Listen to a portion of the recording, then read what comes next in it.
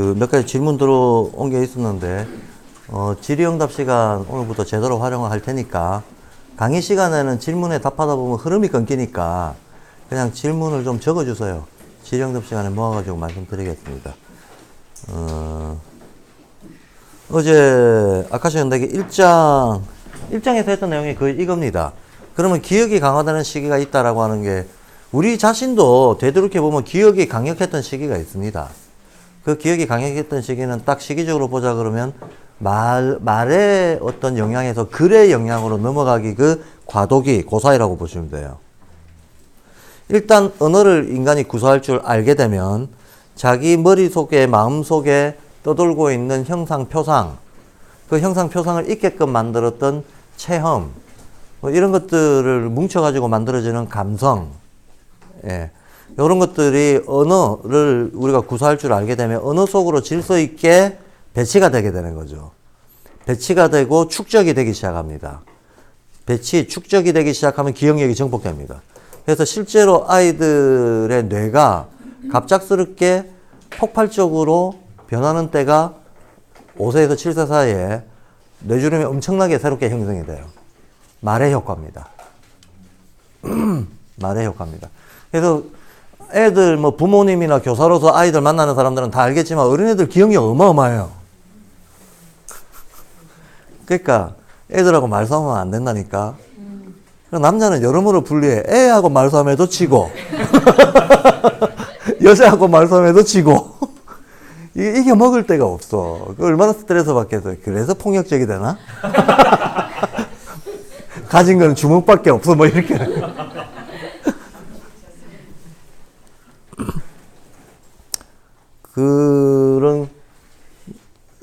그와 마찬가지로 우리가 여기에 지금 살고 있다라고 돼 있잖아요. 인간 발달에서 성인인 우리도 여기에 살고 있듯이 지구기에 보통의 전형적인 인간들도 여기에 살고 있다라고 보면 이게 후기 아틀란티스라고 보면 전기 아틀란티스는 기억력이 특징인 거죠. 이해가 되시죠? 그 사람들은 사고 안 한단 말이야. 사고 안 하기 때문에 기억력이 특징인 이런 사회에서 기억을 많이 가지고 있는 사람이 대우받을 거 아닙니까? 그 말은 경험 많은 사람이 대우받는다는 거예요. 그 말은 나이 든 사람이 대우받는다는 거예요. 그렇죠? 그리고 조상의 족보, 계보 이런 게 굉장히 중요해지죠. 길면 길수록 좋죠. 그러니까 이제 조상 숭배 의식 같은 게 생기는. 우리 조상들이 이랬다 기억의 축적이죠. 이 기억의 축적을 제도화하면, 문화화하면 그게 역사잖아요. 그래서 사람들이 자기 나라 역사 긴 거 자랑하게 되는 거죠. 그때까지는 아직까지 유치하다고 봐야 돼요. 우리는 왠지 2000년 전에 만들어졌다. 한번 잘 생각을 해보세요. 골 때린 겁니다. 뭔가를 얘기할 때 이거 1000년 전에 만들어졌습니다. 그럼 우리나라는 그거 2000년 전에 있었는데, 그럼 우리나라는 그거 5000년 전에 있었는데, 그럼 우리가 더 우수하다는 걸로 사람들은 잠정적으로 생각을 해버려요. 우리가 먼저 진화했다. 근데 진화라고 하는 거는 원래 그렇잖아요. 오래될수록 좋은 거다 그러면 아메바가 제일 좋은 거죠. 그런 거잖아요. 오히려 뒤로 올수록 진화가 됐다고 생각을 해야 마땅한 건데, 우리는 기본적으로 지금을 기점으로 해가지고 멀리서 시작됐을수록 좋다고 생각하는 이 사고의 관성은 어디서 나오는 걸까? 시간의 텀이 길면 길수록 축적량이 많다고 생각하는 거죠. 축적량이 많아서 뭔가 더 우월하다라고 자꾸 가정해버리는 거죠. 그러니까 자꾸 긴 역사를 자랑하게 되죠. 뭐 여임금이 5000년 전이다 그러면 환단고개에서는 아이고 우리는 9000년 전에 시작했다 그러고 막 연대기 싸움을 하잖아. 누가 먼저 시작했나? 누가 원형인가? 원형이 더 신비한 것처럼. 네, 원형이 더 원시적입니다, 그냥. 원형은 원시적이니까 원형인 거지, 뭐. 원형이라고 더 신비할 게 뭐가 있겠어요. 근데 우리는 고대 신비주의에 빠져 있는 거죠. 그러니까 마음속에서 여러 가지 일이 골 때리게 일어납니다. 이만큼 축적된 거가 그만큼 우수할 것이고, 그 우수한 걸 만들어냈으니까 더욱더 초인적일 것이고, 막 이게 왔다 갔다 하는, 오래될수록 그런 기원에 대한 신비주의 같은 거가 여전히 유치한 상태에서 일어나는 거예요. 자, 그러니까 전 아틀란티스인들은 당연히 기억에 의지합니다. 근데 전 아틀란티스, 전 레무리아 사람들은 어떻겠냐 하는 거예요. 이 사람들은 기억도 없어요.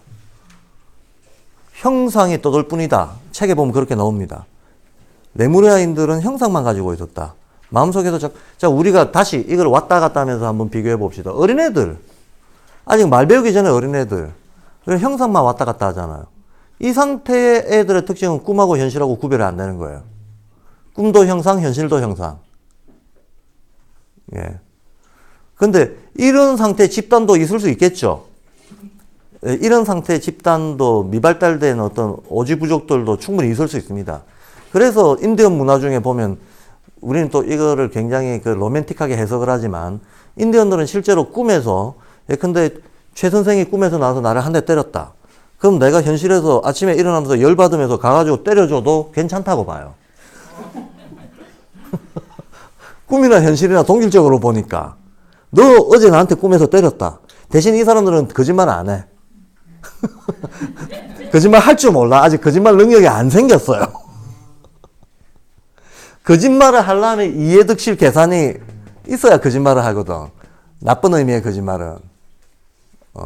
착실한 의미의 거짓말은 이렇게 할 수 있지만 그게 아니라 나쁜 의미의 의도적 거짓말은 이해득실 계산 어떤 욕망의 세계가 들어가야 된다고. 안 들어간 상태에서는 서로서로 참말하고 있는 거야. 너 어제 나한테 꿈속에서 나와서 나를 때렸다. 왜 그랬냐? 하면서 현실에서 추궁을 하는 이게 이제 가능하다는 거예요. 실제 인디언들 문화 속에 그런 문화들이 널리 퍼져 있었습니다. 그래서 이거 조심해야 되는데 제가 지난번에 전초 오류 얘기했잖아요. 전초.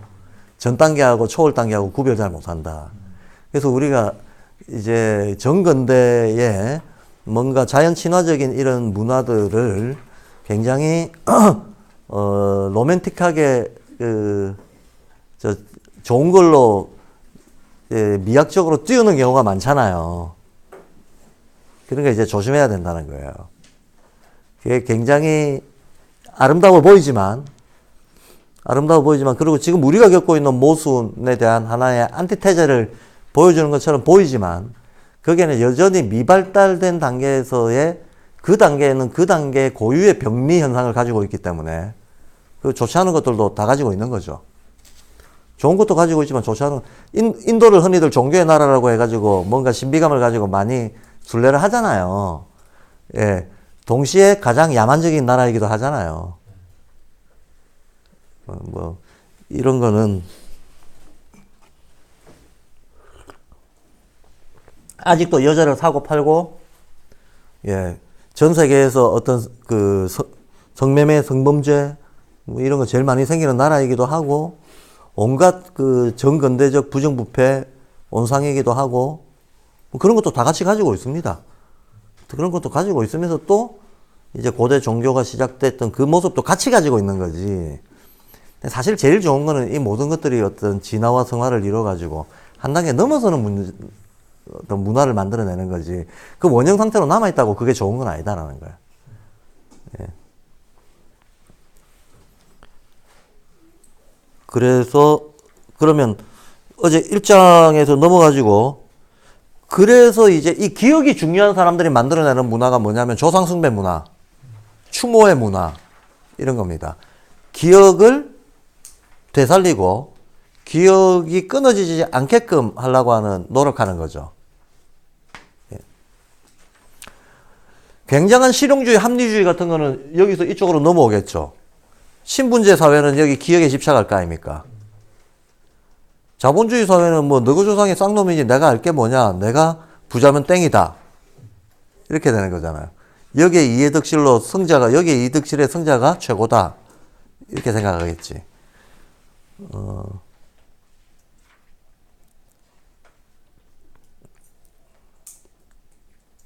그래서 이게 아카시아 연락에 굉장히 자세하게 나옵니다.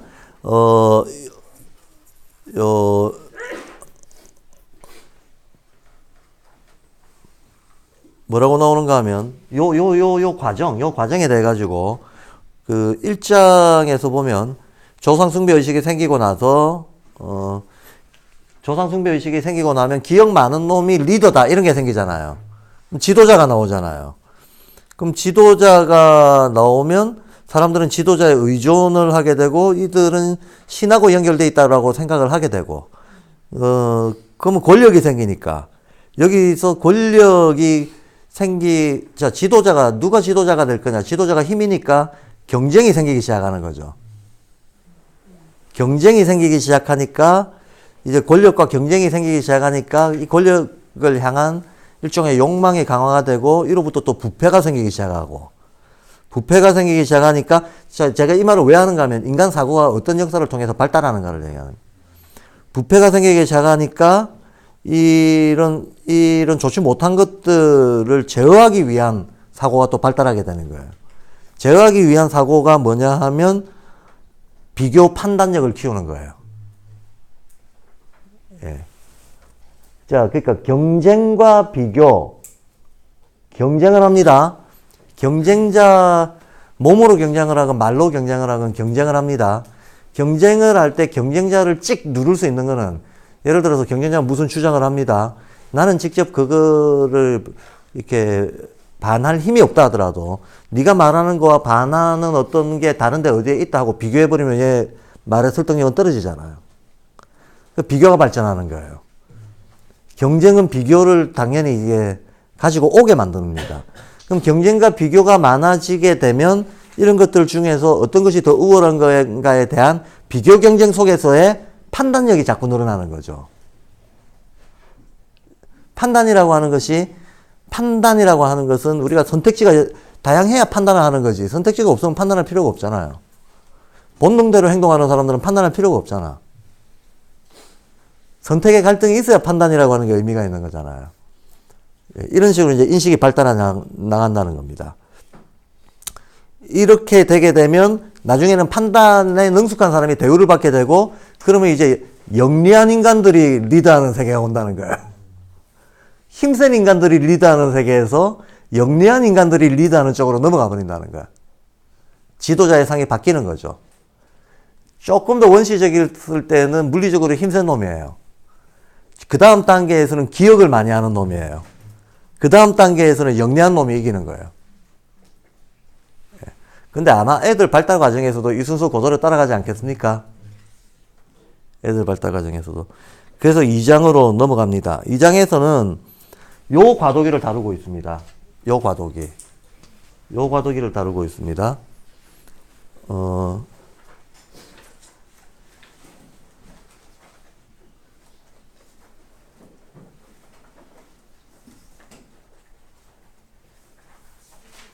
요 과도기 다루고 있는데 여기서는 별로 우리가 아는 문명이 여기서부터 시작한다고 했을 때 우리가 아는 문명이 나타나는 그 경계선에서 있었던 현상들을 얘기하고 있는데 별로 많은 내용이 있지는 않고요.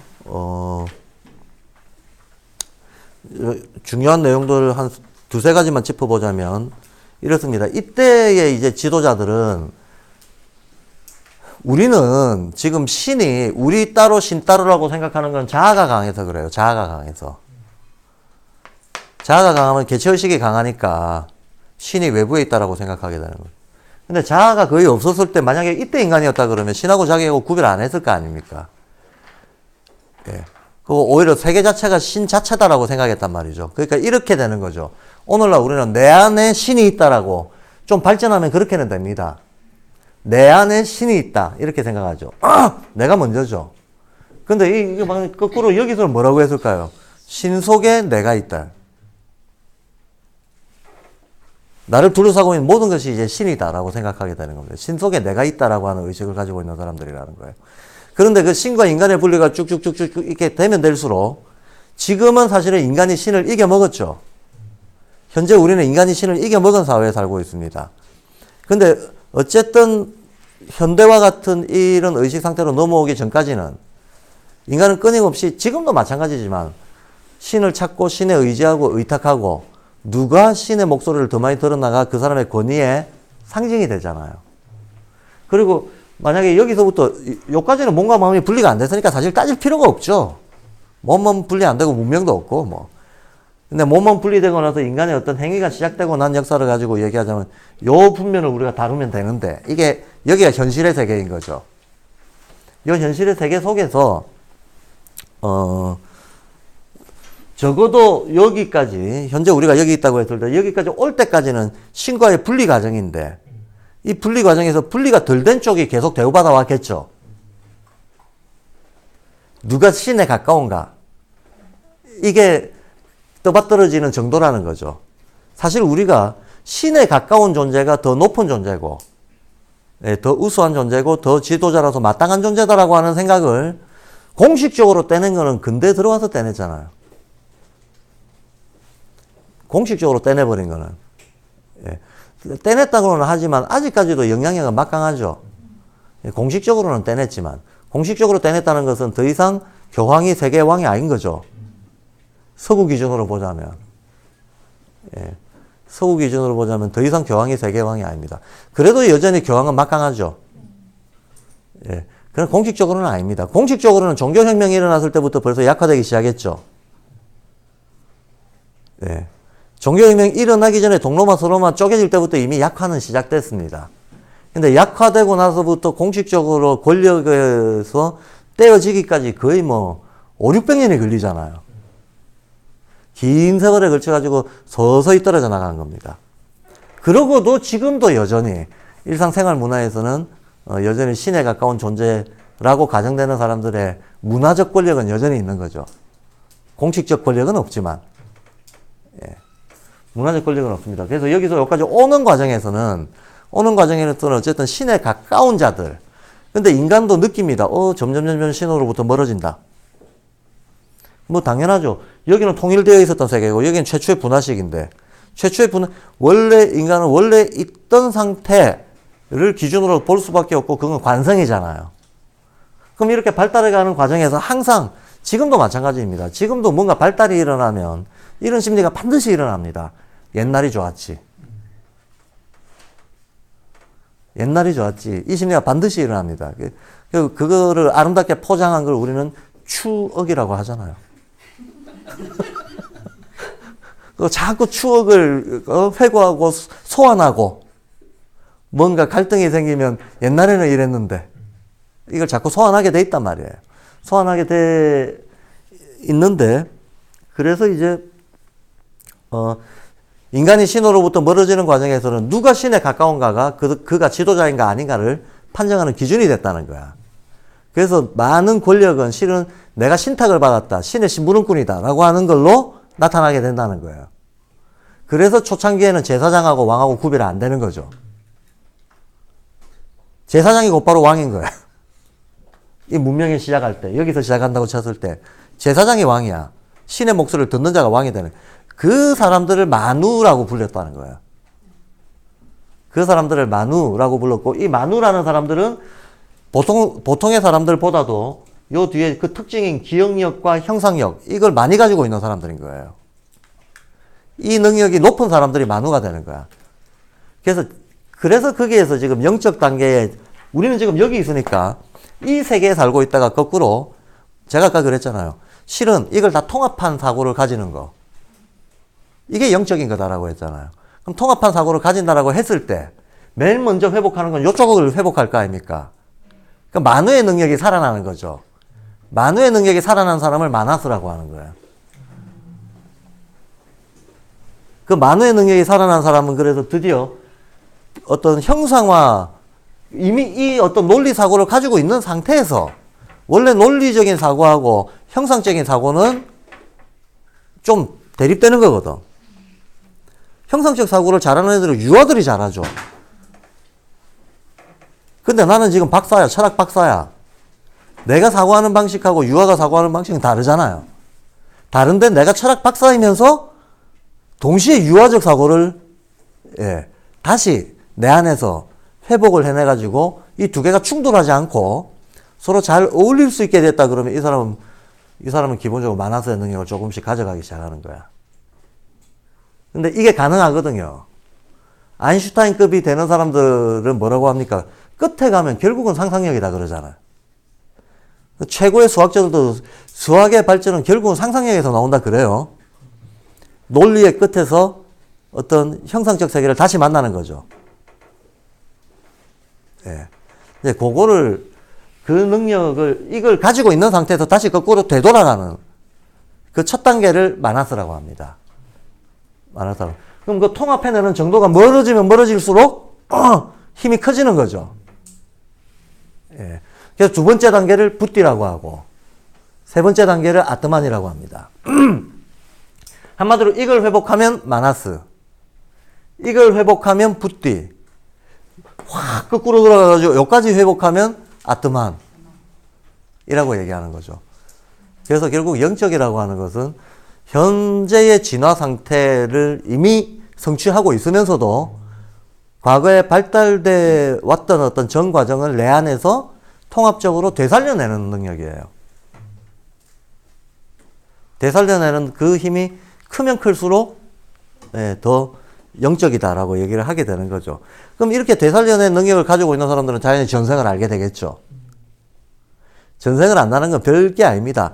지금 여기 있는 이것들이 지금 여기 있게 된 전체 어떤 연유와 과정에 대해 가지고 명확한 이해를 한다는 거잖아. 그게 전생을 아는 거잖아. 나라는 개체에 대해서뿐만이 아니고. 근데 한번 생각해 보세요. 내가 내 전생을 안다라고 떠드는 사람이 있다면 그 사람은 지 전생만 알까요? 그에 비추어 주변도 같이 알아야 될까요? 그에 비추어 주변도 같이 알아야 되는 거예요. 내가 내 건 아는데 네 건 모르겠다 그러면 거짓말인 거예요, 벌써. 이해가 되시죠? 예.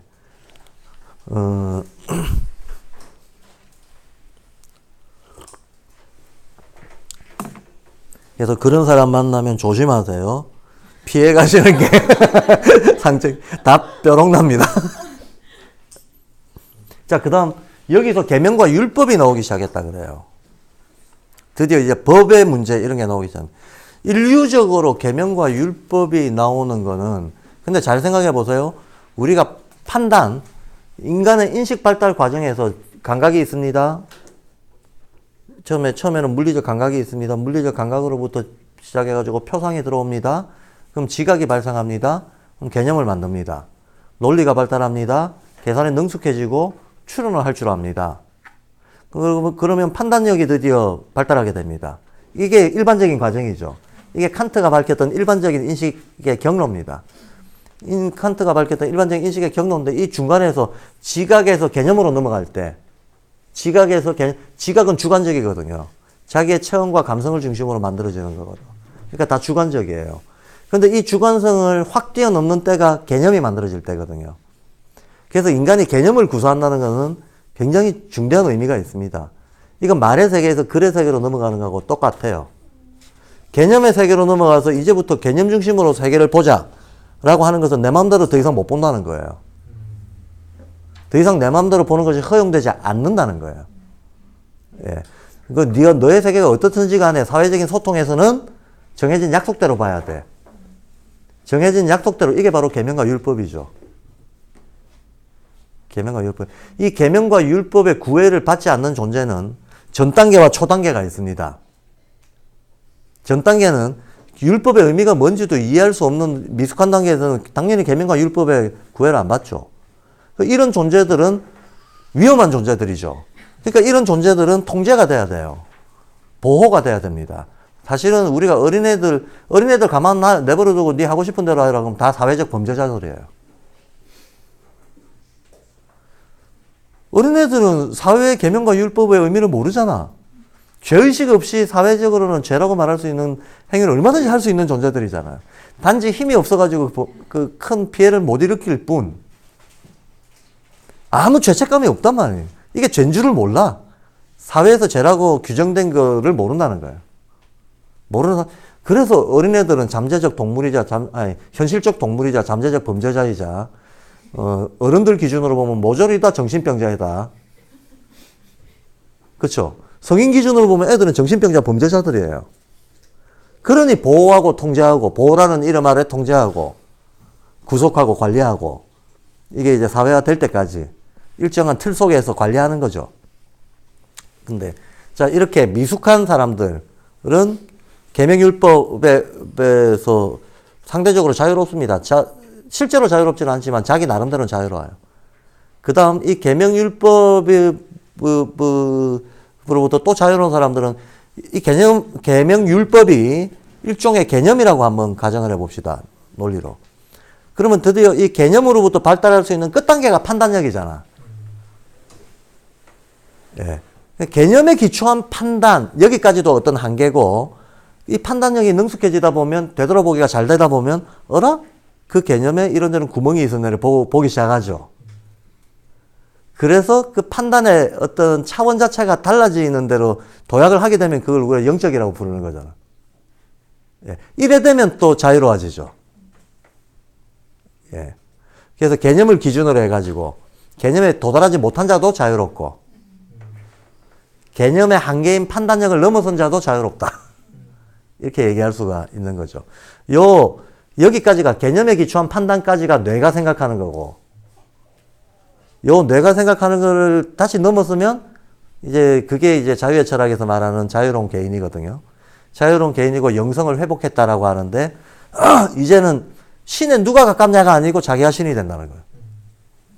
자기가 그냥 신성을 자기 성질로 이제 체화해 나간다가 돼버리는 단계로 넘어가는 거죠.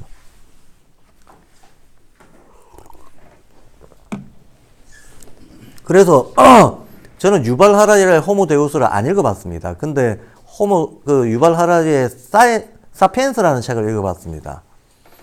근데 뭐 그 사람의 세계관이 갑자기 바뀌었을 리는 없고, 제가 하라리의 책을 보면서 참 사람들한테 영향을 많이 주겠구나. 대단히 예리한 통찰을 하는구나. 근데 단, 가로치고 전제는 이 사람은 유물론자다. 따라서 이가 호모 데우스라고 하는 것은 어떤 우리가 확인할 수 있는 기능의 확장을 가지고, 역량의 확장을 가지고 인간이 신이 된다고 얘기할 것이다. 근데 인간이 신이 될 수 있는 것은 신의 상태가 돼야 되는 거지. 그것이 어떤 기능과 기술로 발휘되는 건 아니다라는 거예요. 자기의 존재 상태가 얼마나 영적이 되는가에 달려 있다는 거예요. 그래서 그 관점은 뭐 사실 기대하기, 그렇다고 잘못된 건 아니지만, 그걸 우리가 그 현대의 어떤 학자들한테 기대할 수는 사실 없어요. 만약에 어떤 사람이 자기가 수행자다라거나 영적이다라고 하는 정체성을 가진다면 그 사람은 제도권 학자를 유지할 수가 없어요. 예. 그 틀하고는 안 맞는 거죠. 틀의 성질 자체가. 자, 2장에서는 이제 그런 얘기가 나옵니다. 그래서 만우가 이거로부터 나왔다. 이들이 하는 일이 뭐냐? 이 만우들이 하는 일이 뭐냐? 생각을 형성하고 연결시키는 일을 자꾸 한다는 거예요. 그렇죠? 요 지도자인데, 요 지도자가 지도자로 인정받는 이유가 이 짓을 잘하기 때문이에요. 예. 그렇게 해서 우리가 아는, 그리고 이들로부터 이들이 여기 있는 어떤 것들을 근거 지어 가지고, 그러니 너희들은 어떻게 살아야 된다라고 하는 계명과 율법의 창시자들이라는 거죠. 그러면 인류가 알고 있는 만우 중에서, 기록된 만우 중에서 제일 유명한 마나스는 모세가 하나님의 계시를 받고 저 민족을 이끌고 와가지고 율법을 선언하잖아요. 예. 모세가 딱 여기서 말하는 마나세의 역할의 전형적인 인물입니다. 그런데 그러잖아요. 성경에 나오잖아요. 신약 성경에 나오잖아요. 율법은 모세에서 나왔으나, 예. 사랑과 구원은 오로지 그리스도한테서만 나온다. 다른 방식의 삶을 제시했다는 거잖아요. 그죠? 그리고 너희들은, 요한이 그러잖아요. 이 분이 오시기 전에는 물로 세례를 받았으나 뒤에 오시는 분은 불로 세례를 줄 것이다. 예? 성령의 세례. 그 성령의 세례, 불의 세례 표현이 같이 쓰입니다. 자, 이게 무슨 의미겠냐 하는 거예요. 물과 불. 물과 불은 동양식으로 말하자면 음과 양 아닙니까? 음과 양은 또 이걸 약간 확장해서 보면 물질과 정신 아닙니까? 그렇죠. 그러면 물로 세례를 준다는 것은 세속적인 거를 얘기하는 거예요. 불로 세례를 준다는 것은 깨달음을 얘기하는 겁니다. 성령으로 세례를 준다는 것은 깨달음을 준다는 겁니다. 모세가 우리한테 준 거는 물이었어요. 율법, 계율 이런 것들이 물입니다. 물질적이고 정형화되고 패턴화된 질서 속에 살아라. 그렇게 사는 것이 신의 뜻에 따라 사는 거다. 이거잖아요. 나는 판단할 줄 몰라. 내가 생각할 줄 몰라. 생각할 줄 모르는 사람들을 위해서 네가 생각을 못 한다면 내가 바운더리 정해줄 테니까 이 울타리 안에서 살아라. 그러면 신의 뜻에 따라 결과적으로 살게 된다. 하는 그 범주를 정해주는 거죠. 사실은 이게 물의 세례입니다. 나는 모르지만 누가 가르쳐준 이 범주를 벗어나지만 않으면 그래도 이 존재가 안전하다 하는 거를 준 거잖아. 이게 물의 세례라는 거예요. 틀을 주고 고정된 형태를 주고 이 안에서 살아라 하고. 근데 어느 발달 단계 인간들한테는 이럴 수밖에 없잖아요. 또 이렇게 하지 않으면 어린애들도 그 범위 안 정해주면 막 다 튀어나와가지고 막 자폭하는 그런 막을 수 없는 발달 단계 애들한테는 이게 필요하잖아요. 이거 나쁜 건 아니죠. 나쁜 건 아닙니다. 발달 과정에 필요하기입니다. 필요하긴데 그렇다고 해서 여기에 머물러 가지고는 또 더 이상의 적이 없는 거죠. 그러니 이거를 깨칠 수 있는 것은 자기가 스스로 판단 기준을 만들 수 있어야 되잖아. 스스로 범주를 만들어낼 수 있어야 기존 범주에서 자유롭게 벗어날 수가 있을 거 아닙니까? 그리고 자기가 만들어낼 수 있다는 것은 더 이상 범주에 매이지 않는다는 거잖아요. 그러니까 아주 지혜로워지면 이걸 뛰어넘을 수 있게 되는 거죠. 그러니까 물로 세례를 준다라고 하는 건 율법을 주는 겁니다. 불로 세례를 준다라고 하는 건 깨우침을 주는 거예요. 깨달음의 세계로 안내한다. 그 깨달음이 주는 효과가 슈타이너가 말했던 세상에 대한 사랑으로, 자유로운 자는 세상에 대한 사랑으로 움직인다라고 했을 때 그 사랑이고, 마틴 선생님도 강의 중에 좀 얘기했죠. 그게 사실 구원인 거죠. 그게 새로운 차원의 신을 만나는 거니까 그걸 두고 구원이라고 하는 거죠. 그러니 예수님도 얘기하잖아요. 진리가 너희를 자유롭게 한다. 그러니까 예수님이야말로 신과 인간의 어떤 재결합, 존재적 재결합, 형식적 재결합이 아니고 형식적 결합은 계율을 따르는 거죠. 율법을 따라 사는 거. 그건 형식적 결합입니다. 근데 형식적 결합이 아니라 질적이고 존재적인 결합은 내가 깨우치는 거죠. 예. 내가 깨우침으로써 나의 능동성, 주체성을 바탕으로 세상에 대한 어떤 애정과 관심을 자유롭게 확장해 나가고 그게 바로 구원받는 거다. 레미제라블에 보면 그 마지막 대사가 그거잖아요. 레미제라블 원문이 아니고 원문 속에 원래 있던 문장을 노래 가사로 전환시킨 거긴 하지만 우리가 본 뮤지컬 레미제라블 있잖아요. 뮤지컬 레미제라블 맨 끝에 보면 왜 죽고 나서 이제 숨 딱 떨어지고 나서 제가 이름은 까먹었는데 그 옛날에 그 레미제라블의 얘기의 첫 그 발단이 되는 그 죽은 창녀 있잖아. 애 맡기고 죽은 창녀. 이름이 뭔지 모르겠다. 그 애 맡기고 죽은 창녀의 그 귀신이 나타나가지고 인도하잖아요. 이제 천국으로 데려가는 거기에서 그 마지막 노래 혹시 기억나시는지 모르겠습니다. 그거 보면 그 노래 가사가 그러니까 세상을 사랑하는 자 신의 얼굴을 본다. 딱 이런 가사가 나와요. 세상을 사랑하는 자 그가 신을 만난다. 그러니까 이 빅토르 위고도 상당히 이미 의식혼적인 게 무르익은 사람인 거죠. 그래서 우리가 어떤 작품을 보면 이 작품 속에서 이건 좀 다른 얘기입니다. 근데 우리가 애들한테 책을 골라줘야 되잖아요. 책을 골라줘야 되는데 책 골라주는 기준이 뭐겠습니까? 발달 단계에 맞게끔 골라줘야지. 그럼 그 발달 단계가 감각혼이 한참 발달하고 있으면 그거를 뒷받침해주는 책을 보여주는 게 좋아요. 한참 의지를 키워야 되는 어떤 나이대가 있으면 그걸 뒷받침해주는 걸 보여주는 게 좋다는 거야. 한참 논리적 사고가 발달할 때는 그 흥미를 자극해주는 책을 보여주는 게 좋다는 거예요. 무슨 말씀인지 알겠죠? 이거 순서가 거꾸로 주어지면 재미가 없어요. 관심이 없어요.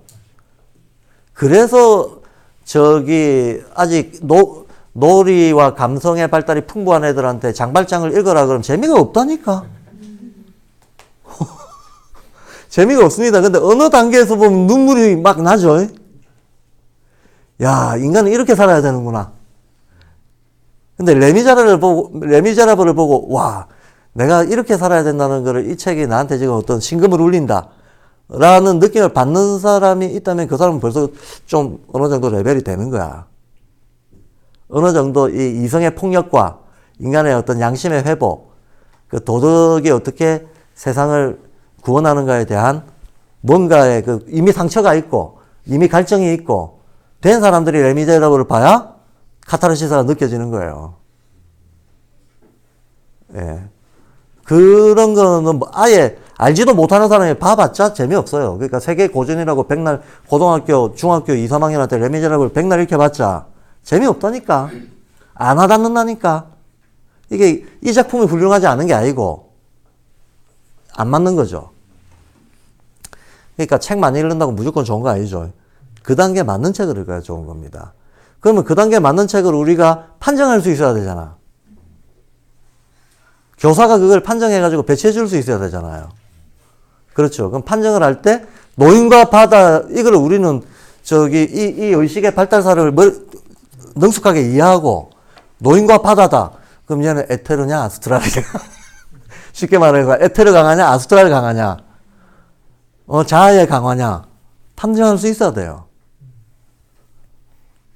노인과 바다하고 레미제라블을 세상에 딱 내놨을 때 자연스러운 판매고는 어느 쪽이 높을까요? 노인과 바다가 무조건 높습니다. 히트치게 돼 있습니다.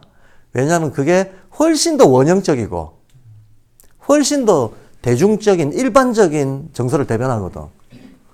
노인과 바다를 읽으면 딱 하나 남는 거 있잖아요. 의지와 끈기의 화신. 의지와 끈기와 화신. 이거는 에테르 아스트랄 자아 중에서 뭔가요? 에테르죠. 강력한 에테르. 책이 좀 더 얇다. 강력한 에테르, 강력한 남성성. 야, 상어야 다 덤벼라. 그리고 저는 노인과 바다 읽으면서 두 가지 장면이, 그리고 형상화를 원래 이런 사람, 작가들은 잘합니다. 근데 이 노인과 바다에 나오는 많은 형상화 중에서 몇 가지가 떠오르는 게 있어요. 지금도 잊혀지지가 않아요. 팔씨름을 밤새도록 했다 그러죠. 그래서 그 노인이 자기 젊었을 때를 회상하면서 항구를 돌아다니는 선원이었는데 어디 가가지고 흑인 그 노예 비슷한 사람하고 팔씨름을 하는데 술을 먹어가면서 팔씨름을 밤새도록 했다라고 하는 그 구라뻥 얘기가 나옵니다. 예. 초인적인 남성성에 대한 묘사. 그리고 이게 죽음을 넘어선다라고 하는 데까지 나옵니다. 노인이 이제 뼈다귀만 가지고 오잖아요. 그래가지고 완전 녹초가 돼가지고 잠이 들어버리잖아. 잠이 들었는데 꿈을 꾸는데 황금사자가 나타나잖아요. 이게 뭐냐면 노인 나름대로는 내가 하고 싶은 거 다 이루었다는 거잖아요. 다 이루었나이다. 아니에요. 근데 그 이루고 싶은 게 원래 뭐냐면 자기의 정말 강인한 생명력의 회복, 이걸 하고 싶었던 건데 세상에는 이걸 몰라주지만 나는 이미 나 스스로는 스스로 증명했다. 그게 꿈속의 황금사자로 나타나거든요. 근데 노인과 바다의 전반을 흐르는 것은 강렬한 에테르입니다. 이 강렬한 에테르가 대부분의 남성들한테는 그냥 먹힙니다. 그냥 먹힙니다. 아마 노인과 바다를 중학교 한 2학년쯤한테 읽혀주면 애들이 갑자기 용기 100배해질 거예요. 나 이렇게 살아야지 하면서 나도 상어 잡으러 가요. 뭐. 다 덤벼라. 이런 마음이 들 거라니까요. 이게 이런 거는 딱 중학교 한 2학년 정도예요.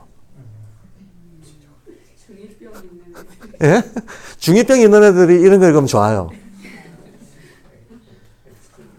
그런데 레미제라블은 안 들어가요. 안 들어갑니다. 예. 세상에 대한 동정과 연민, 이성이 가지는 폭력성, 국가의 비합리성. 그 레미제라블은 그런 게 얼마나 많이 나옵니까? 신과 인간의 관계, 구원이 무엇인가, 자유가 무엇인가, 이런 막 주제들이 넘쳐난단 말이에요. 그건 절대 중2병 애들 그거 갖다 주면 돌아버릴 거야, 아마. 근데 레미제라블은 또 문체가 너무 옛날 스타일이라서 당황해서 집중력 없으면은 너무 지루해요. 맞아요. 집중력 없으면 당연히 지루하고 뭐 여러 가지 문제가 있습니다. 약간 다시 그래서 지금 점점 우리가 이제 조금씩 그 감이 생길 겁니다. 굉장히 단순한 기본적인 틀인데, 이 단순한 기본적인 틀을 가지고 대단히 복잡한 과정들을 이해할 수 있다는 거예요. 예. 몇 가지만 응용하면 쭉쭉쭉쭉쭉쭉 확장돼 나갑니다. 그래서 제가 늘 얘기하는 게 관점을 확보하는 게 중요하다. 나머지는 그걸 가지고 그냥 풀어나가면 된다. 관점 확보가 안 되면 백날 개별적 정보, 나열된 정보들을 알아봤자 예, 자기 거로 이게 전환이 안 된다라는 거예요. 그걸 조금씩 연습해 나가는 겁니다. 자, 어쨌든 이제 이런 식으로 해서 현재 우리 문명에서 초창기 문명은 만우들이 율법을 전해주고 그 율법의 근거는 과거의 형상을 생각으로 전환시키는 능력이었다. 그리고 이제 문명이 발달하면서 이 신탁으로부터 실은 문명은 이렇게 떨어지는 과정으로 발달을 해왔고 요쯤 와가지고는 이거를 다 돌아보게 할 수 있는 그 능력이 영적인 능력인 거지. 중간중간에 부분 잘라서 편집하는 능력은 사실은 다 일종의 모종의 그냥 도구적으로 쓰여있는 그때그때 쓰이는 것들인 것 뿐이다. 여기까지 해서 2장입니다. 그리고 3장으로 넘어갑니다. 3장으로 넘어가가지고 레무리아 인종에 대해서 드디어 얘기하기 시작합니다. 이쪽이 레무리아 인종입니다. 레무리아 인종은 기억과 언어가 없고, 그렇죠. 기억과 언어가 없어요. 그 기억과 언어가 결부되어 있다 그랬잖아요. 예. 언어가 없으면 기억이 흩어져 버려요. 언어가 없으면 기억이 흩어져 버리기 때문에 언어하고 기억은 거의 연결되어 있습니다. 물론 언어가 없이도 기억할 수 있는 것들이 있습니다만 굉장히 그 볼륨이 적다라는 겁니다. 그래서 이쪽은 기억과 언어가 없고 표상만 있다. 제가 그건 다 얘기했고요. 근데 그러면 이때는 뭐가 있겠느냐? 엄청난 신체 능력이 있다 그랬어요. 왜냐하면 에테르 넘치는 사람들이잖아. 이 사람들은. 아직까지 아스트랄 중심의 사람들이 아니잖아요. 아스트랄체가 서야 물체, 에테르, 아스트랄체가 이렇게 넘어갈 때는요. 여기에서 이쪽으로 가잖아요. 그럼 물체는 이미 깔려 있고 에테르체가 다시 중심이 되는 거잖아. 그럼 물체를 기반으로 에테르를 발휘한다. 이렇게 보면 돼요. 그럼 이쪽으로 가면 물체 에테르는 깔려 있고 예, 그 위에서 상위 능력을 발휘하는 게 어떤 삶의 중심이다. 이렇게 보면 돼요. 그러면 아틀란티스 인종 뒤쪽으로는 삶을 살아가는 데 있어서는 주로 아스트랄적인 능력을 사용하죠. 그러나 실제로는 그 앞에 있는 것들이 완성도가 더 높다는 거예요. 이미 전제되어 있다는 거예요. 예, 이미 전제되어 있는데 그럼 여기 들어가면 이게 없냐? 없는 거 아니다니까. 계속 같이 물려간다라고 하는 거를 일단 염두에 항상 둬야 됩니다. 그럼 지금 레무리아 사람들, 이 사람들은 주로 에테르 목적률적으로는 아스트랄 기운이 조금씩 들어오고 있지만 그럼 언제부터 또 들어올 거냐? 이래서 여기서 여기까지를 다 레무리아 인종이 살았다고 쳐봐요. 그럼 요거를 슈타인을 7단계로 나누는 거예요. 이거나 같은 거 아닙니까? 예, 요거 정삼각형이잖아요. 제가 지금 삐뚤하게 그려서 그렇지. 요걸 7단계로 나눈다는 것은 이건 우리가 굉장히 익숙한 논리죠. 7단계로 나누는 거. 7단계로 나누는 근거는 칠정. 칠정은 지구를 제외한 태양계 7개의 별. 7개의 별이 순차적으로 한 번씩 주도권을 가지는 거잖아요. 해, 달, 목화, 토, 금, 수. 음양오행. 이게 7개잖아. 이게 7개잖아요. 그러니까 지금 7살 어쩌고 하는 것도 칠정이 순환하면서 영향을 미친다. 이 논리에서 오는 거거든. 이 논리에서. 그러면 서양도 마찬가지고 우리는 사계절에다가 7개씩 별자리 배치해놓고 4, 7, 28, 28수 쓰잖아요. 각항여방 신미기. 예, 봄에는 각항여방 신미기가 떠오른다. 여름에는 두여위실벽이 떠오른다. 라고 별자리 28수를 쓰고 있는데 요것도 7개로 하필이면 나누는 거는 칠정을 기준으로 해서 나누는 거예요. 예, 칠정 기준으로 해서 그러면 요게 레무리아 인종입니다. 레무리아 인종인데 레무리아 인종 안에 7단계가 있는 거야. 7단계로 변해 간다고 보는 거죠. 보는 거면 그러면 중간에 있는 게 4번째 단계일 거 아니야. 그쵸? 그 4번째 단계가 어떻습니까? 이쪽은 과거의 인과율적인 영향이 훨씬 셀 테고 요걸 넘어갈수록, 이 분기점을 넘어갈수록 목적률적인 영향이 점점 세지는 거죠. 그래서 네 번째 인종, 항상 그 줄기 인종 중에서는 네 번째 인종을 기준으로 네 번째, 다섯 번째 인종 사이에서 문화적인 변화가 발생한다. 동일 인종인데도 뭔가 문명의 성격이 달라진다는 거예요. 그 전 단계, 후 단계가. 그래서 요것도 요 수직 수평 1라인도 중요하지만 대각선 라인도 중요하다. 벌써 이 대각선 라인에서 이쪽에서 전 아틀란티스, 후 아틀란티스 갈라져 버리잖아. 여기 우리는 지금 후 아틀란티스 이걸 본격적인 문명 세계라고 보는 거예요. 예. 그 대략 연대기적으로는 뭐 한 10,000년 이내, 1만 년 이내. 그 슈타이너가 직접 서술하고 있기는 9,000년 전부터 서술하고 있고. 예. 자, 요때 인간들은 어땠나 하면, 근데 여기서 또 레무리아인 중에서 또, 자, 여기 헷갈립니다. 요런 부분에 헷갈려가지고 해설이 필요한 건데요. 3장에 보면, 이들은 기억과 언어가 없고 표상은 있다. 엄청난 의지력과 신체 능력이 있고 선천적인 마법사다. 어쩌고 저쩌고 해놓고 여성의 생활 방식에서 성과 악에 대한 최초의 표상이 만들어졌다. 이런 얘기가 나와요. 레무리아인인데 뭔 여성? 그러니까 이게 제가 늘 그러잖아요. 이게 사분면으로 나눠놓고 여기는 레무리아, 여기는 아틀란티스, 여기는 하이퍼보레아 이렇게 딱딱딱딱 선 끊지 말라니까. 레무리아인이 여기서부터 여기서 이렇게 걸쳐 살았다니까. 이해되시죠? 그러니까 같은 레무리아인, 그러면서 천천히 다시 아틀란티스인들이 여기서부터 레무리아인들 중에서 이거 잘 들어보셔야 됩니다. 미래에 우리는 여기 지금 10명이 있다고 칩시다.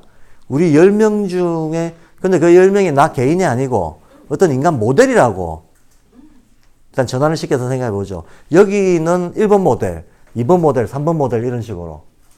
이 모델들 중에 어떤 모델들은 문명적으로 도태해버릴 겁니다. 어떤 모델들은 살아남을 겁니다. 그리고 그 살아남은 그 어떤 모델이 미래 인류의 오히려 주도적이거나 전형적인 게 가게 될 겁니다. 그게 진화잖아요. 그럼 우리가 10개 모델링으로 가능한 사람들인데 이 중에 8개는 소멸하고 2개나 살아남는다. 이렇게 생각할 수 있죠. 생각할 수 있죠. 그럼 우리 안에서 이게 동거하고 있잖아요, 지금. 이게 역사가 지나고 나면 도태된 8개 모델들은 뭉쳐가지고 얘들을 레무리아라고 하자. 이렇게 되는 거예요. 살아남은 애들이 만든 문명은 아틀란티스다. 이렇게 되는 거예요. 근데 사실은 레무리아와 아틀란티스는 지금 같이 살고 있어요. 레무리아 손 들어보세요. 지금 같이 살고 있다니까. 이 중에 어떤 모델들은 나중에 레무리아가 되는 거고. 그죠? 이해가 되시죠? 그러니까 선형으로 딱 잘라가 여기서부터 레무리아, 여기서부터 아틀란티스. 그렇지 않다니까요. 부모 자식 관계로 이어져 있다고 생각하시면 돼요. 그거 공존하고 있어요. 그런 식으로 갑니다. 그래서, 그러나, 요쪽으로 갈수록 요쪽은 레무리아만 있고 아틀란티스는 전혀 없죠. 적어도 아틀란티스적인 기운을 가진 사람들이 나오려면 중기를 넘어가야 되는 거예요. 그렇죠? 그럼 거꾸로 레무리아가 소멸하는 것도 아틀란티스, 중기, 여기까지는 거의 유지하다가 소멸하겠죠. 이렇게 된다는 거예요. 자, 그래서, 그러면 지금 제가 인종 얘기를 했지만 인종만 그렇겠습니까? 우리의 어떤 능력도 다 마찬가지라는 거예요. 어느 날부터 갑자기 형상과 기억과 논리의 관계가 뚝 안 끊기죠. 근데 중심성은 확실히 바뀌죠. 예. 그런 식으로 연결을 가지면서 전환이 되는 식으로 슬슬슬 넘어간다. 그래서 자, 레무리아 인종의 특성에 대해서 좀 말씀드리겠습니다. 우선은 얘들은 선천적 마법사랍니다. 요즘으로 치자면 차력사 비슷한 정도의 힘이 있다는 거예요. 그럴 수밖에. 에테르 덩어리잖아요. 에테르는 생명력 그 자체잖아요. 의지력 그 자체잖아. 똑같은 힘을 가지고도 의지가 굳세고 별 생각이 없는 사람들은 끝내주는 물리적 힘을 발휘하죠. 예. 동물이 인간은 생각이 많아서 생각이 많다고 불안과 두려움이 인간의 근본 감정이거든. 그러니까 인간은 겁이 많아요. 겁이 많다 보니까 온 힘을 다해서 뭘 하는 거를 주저하는 게 많죠. 근데 동물들은 겁이 없잖아요. 생각이 없어서. 그 동물들이 조그만 동물한테 인간이 당하잖아. 당하는 거는 나는 겁먹고 쟤는 온 힘을 다해서 덤비니까 그런 거예요. 조그만 동물도 자기가 저 큰 인간이 나한테 어떻게 하면 내가 어떻게 다치면 내가 죽지 않을까? 이런 생각할 줄 모르잖아요. 다만 이제 자기의 포식자를 만나면 모든 동물은 생존 본능상 포식자를 알아보기 때문에 그러니까 뭐 개가 호랑이를 사냥했다라고 하는 거면 아마 그 개는 사람으로 치면 잔뜩 마약 먹인 개거나 그래야지. 정상적으로는 개가 호랑이 오줌 냄새, 똥 냄새만 맡아도 도망가 버려요. 가까이 안 갑니다. 호랑이 똥 냄새만 맡아도 개는 오금을 지르고 사라집니다. 포식자를 알아보는 거죠. 이거 안 된다. 어차피 덤빌 놈이 아니다. 이걸 알아본다는 거예요. 근데 이상하게 그 훈련을 시켜서 개의 정신 상태를 엉망으로 만들어 놓은 미친 상태에서 달라들 수는 있겠지. 그럴 수는 있겠지만 그런 건데 그럼 이들은 지금 의지 덩어리예요. 에테르 덩어리예요. 에테르 말고 딴 데로 힘이 분산이 안 돼요. 그러니까 물리적 힘이 엄청나게 센. 그러니까 뭐를 생각하시면 되냐 하면 헐크. 인류의 조상들은 다 헐크였다. 저는 이거 맞다고 봅니다. 그래서 우리가 상상하는 게 아니다. 우리가 상상하기로는 인간이 머리가 좋아서 도구를 써가지고 코끼리도 사냥하고 공룡도 뭐 있었다 하더라도 동시대 공존한 때 하더라도 우리가 영리해가지고 이겼을 것이다. 아니다. 저는 때려잡았을 것이다.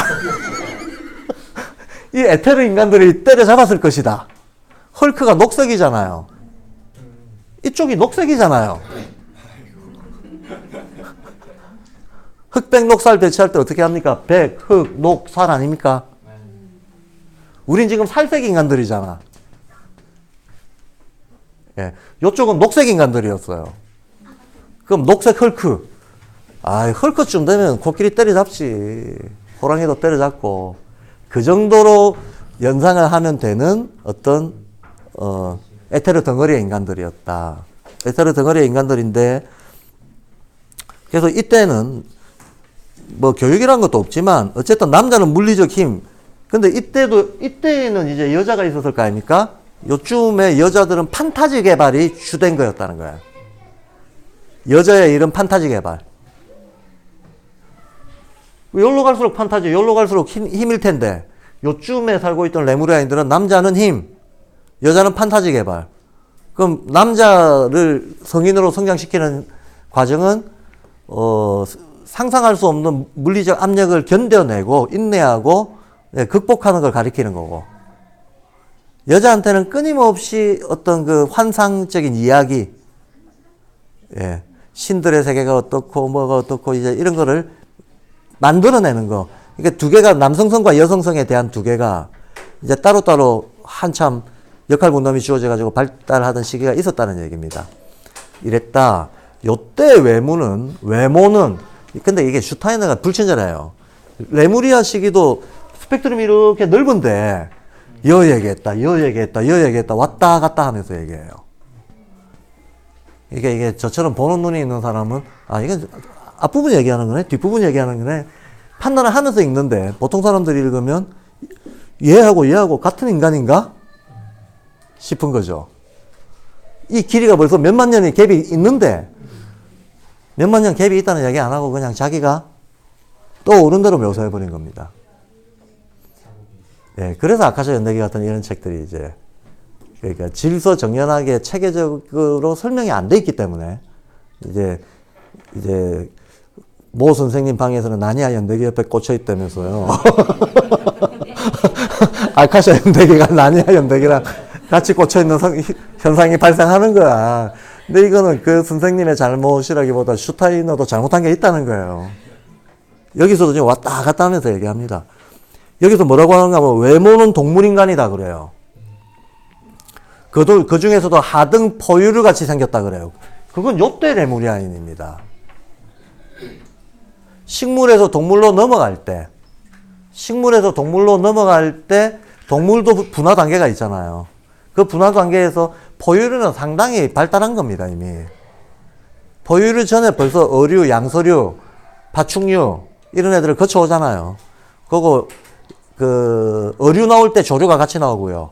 양서류 나올 때, 제가 그쪽 개념들을 잘 몰라서, 이게 양쪽으로 비슷하게 이렇게 나와가지고 끝부분에서 포유류가 나옵니다. 포유류가 그러니까 식물에서 동물로 이렇게 전화되는 데 있어서 동물의 완성태로 나와요. 그래서 우리가 악어하고 포유류하고 싸우면 악어가 이길 것 같죠, 이미지상으로는. 포유류들이 악어 사냥 잘합니다. 악어가 맹해가지고, 예. 사자, 호랑이 이런 애들이 악어 잡아먹는다니까요. 악어는 사자, 호랑이를 잡을 방법이 없어요. 잡으려고도 안 하지만. 예. 왜냐하면 이 전체 단계에서 포유류가 자기 먹이가 아니거든. 잡을 생각 안 해요. 근데 상위 포식자는 하위에 있는 거 다 포함하는 거잖아. 물론 개별적인 경우에는 뱀이 사자를 이기기도 하고 그럴 수 있죠. 개별적인 경우에는. 그런데 일종의 생태계의 이 포식 관계에서는 포유류가 인간을 빼고는 최상위에 있는 거죠. 영장류를 빼고는 최상위가 포유류죠. 그런데 외모는 동물인간이고 하등 포유류 같이 생겼다. 요쯤 있는 레무리아인을 지금 얘기합니다. 자기를 신의 심부름꾼이라고 여긴다. 그럼 그 자기가 생각하는 신은 여기 있는 이 힘들을 얘기하는 거죠. 예. 그 다음에 여성의 생활 방식에서 성과학에 대한 최초의 표상이 만들어졌다. 이 여성이 해석을 한다. 여성이 어차피 감성을 대표하고 언어를 만들어냈다 그랬잖아요. 그러니까 여성이 내면 생활을 개발하고 있는 거죠. 여성이 말을 만들었잖아. 지금도 그렇잖아요. 여자하고 말싸움에서 이기는 남자는 이상하잖아요. 말을 만들었다. 이 언어를 가지고 끊임없이 내면을 개발하잖아요.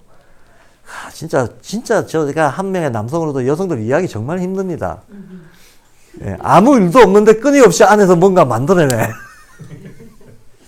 남자들이 보기에는 아무런 사건 사고도 없고 평안한 일상인데 갑자기 막 아주 예상도 못했던 기분을 들고 나타납니다. 아무 사건이 없었는데 왜 이러지? 이런 일이 지금 많이 웃는 사람들은 많이 겪어본 거죠. 그러니까 여자들은 가만히 있어도 판타지를 계속 개발해요. 계속 개발하고 그 여성들은 내적인 목소리를 자꾸 길어내려고 한다. 그래서 그런데 어쨌든 평소에는 어쨌든 이쪽으로 들어오고 나서는 여성이 주도하잖아요. 여성이 주도하는 거예요. 해가지고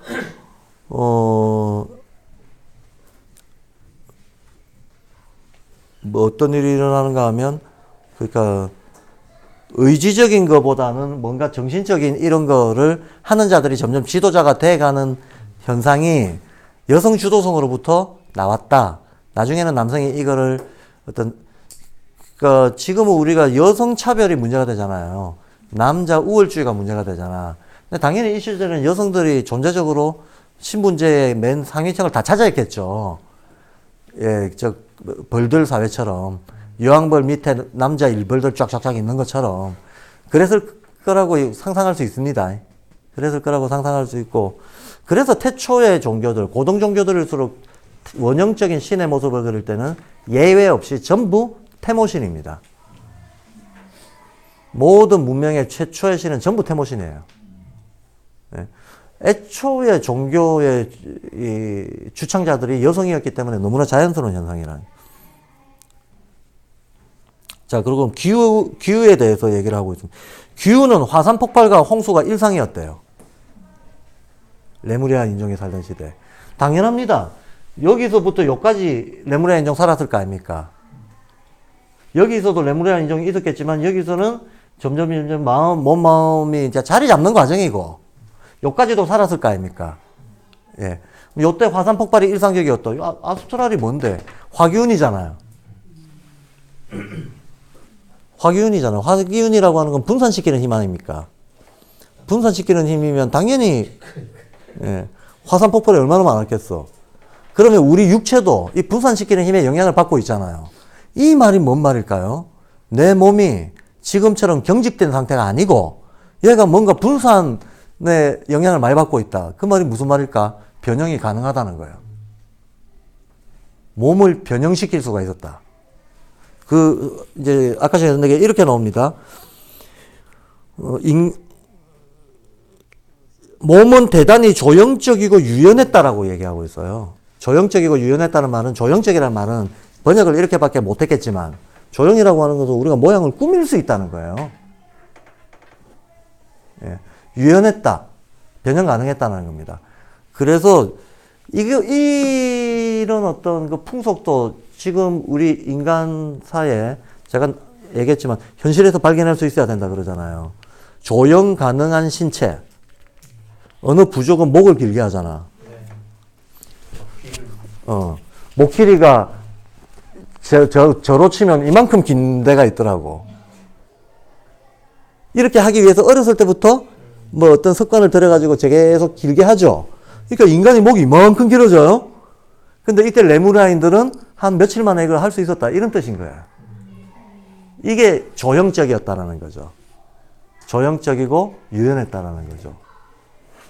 이해가 되시죠? 목 길이도 길게 해보고, 예. 그러니까 이제 이 조형을 위해서 저는 이제 어떤 그 피어싱이라든가 이런 거에 원형적인 이게 어디까지 닿겠는가. 인체를 조형할 때 써였겠지. 어느 특정 구조물을 딱 박아 넣으면 얘가 이만큼 움직이다가 뭐 이렇게 움직인다든가 됐을 거 아닙니까? 그런 데 쓰였을 것이다. 라고, 그건 저의 짐작입니다. 자, 이러니까 이게 나중에 신화 동화 속에 들어오면 뭐가 됩니까? 변형 요괴. 변신 요괴가 되는 거야. 그러면 문명사회는 아스트랄인데, 아스트랄인들이 레무리아인들하고 같이 살았단 말이죠. 근데 아스트랄인들은 더 이상 신체 변형이 안 돼. 근데 같은 시대에 신체 변형되는 종자들이 있었던 거야. 그러니까 변형 요괴, 마귀가 뭐로 변해서 나타났다. 이런 신화와 동화가 남게 되는 거예요. 이해되시죠? 예. 그러면서, 여기까지가 3장입니다. 자, 3장까지 했습니다. 4장이 성에 불리고요. 쭉, 아직까지는 조금 진도가 느린데, 지금 이제, 제 얘기 속에 4장, 5장, 6장에 나오는 얘기들까지 거의 많은 부분들이 이미 설명됐습니다. 그래서 요 뒷부분은 앞에서 얘기한 거는 생략하고 새로운 것들 중심으로 진도를 좀 빨리 빼보도록 하겠습니다. 자, 일단 오늘 여기까지 하겠습니다.